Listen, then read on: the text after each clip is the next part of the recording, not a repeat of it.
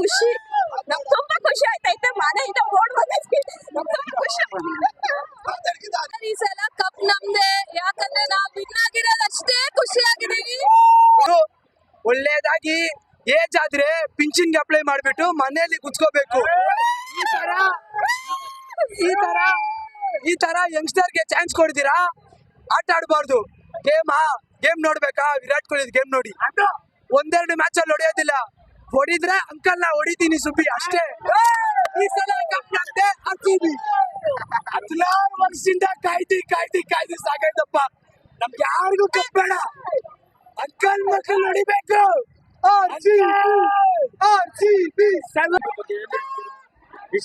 RCB ಬಗ್ಗೆ ಏನು ಹೇಳಂಗಿಲ್ಲ, ನಿಮ್ ಕಣ್ಣು ಮುಂದೆ ತೋರ್ಸ್ಬಿಟ್ರು.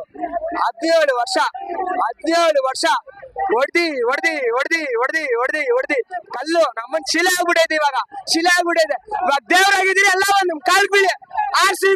RCB ಜೈ.